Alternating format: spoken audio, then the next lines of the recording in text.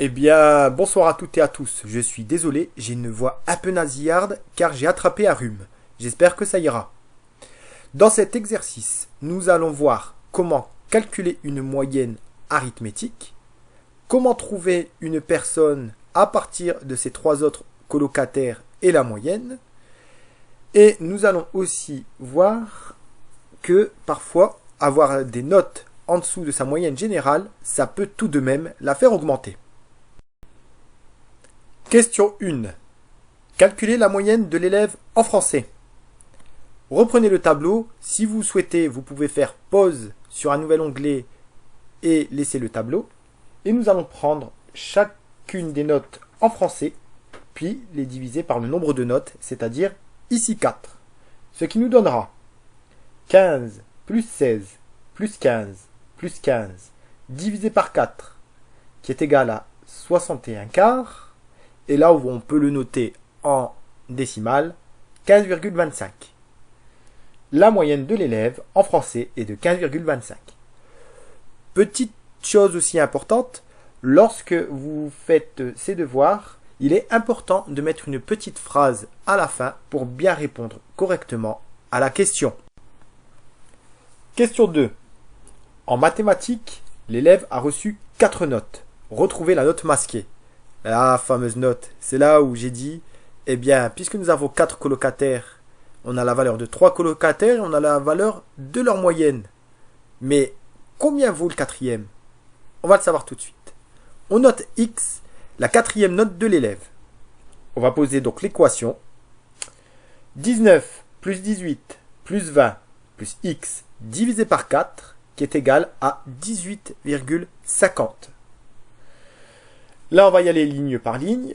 Sachant que c'est un produit en croix, on imagine que 18,50 c'est divisé par 1, ce qui nous donne 19 plus 18 plus 20 plus x qui est égal à 18,50 multiplié par 4 et qui est égal à, on fait un petit calcul mental, 18,5 fois 2, 37, 37 fois 2, 74. Ensuite, ça nous donne 20 plus 19, 39 plus 18, 57. 57 plus x est égal à 74. X est égal à 74 moins 57, qui est égal à 17. 17 est solution de l'équation, ainsi que la quatrième note de l'élève en mathématiques. Bon, quand même assez balèze. Mais la suite du trimestre ne se passe pas comme souhaité. L'élève obtient 2 nouvelles notes, un 14 en histoire, géographie et un 13 en SVT. Question 3. Calculez la nouvelle moyenne en histoire, géographie. Nous reprenons le tableau que vous voyez au début.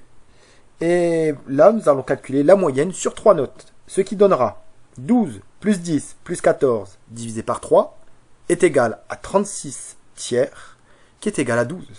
La nouvelle moyenne en histoire, géographie est de 12. Question 4. Calculez la nouvelle moyenne en SVT. C'est le même raisonnement avec 3 notes. 13 plus 11 plus 13 divisé par 3, qui est égal à 37 tiers.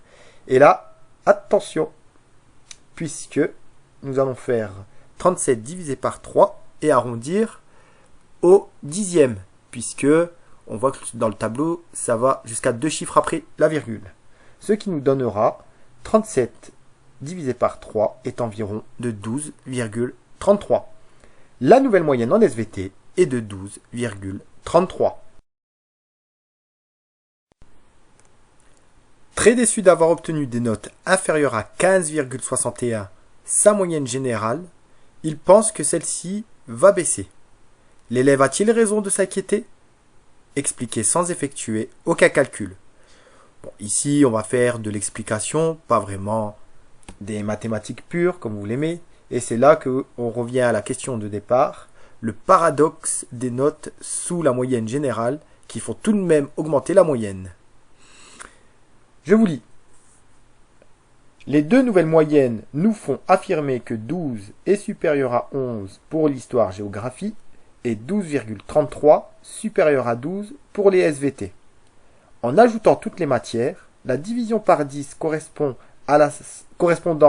à la somme de toutes les matières donnera un résultat supérieur à 15,61. J'en ai terminé, je vous remercie de votre attention. Si vous avez aimé, n'hésitez pas à mettre un pouce en l'air et à vous abonner à la chaîne La Baraque à Maths.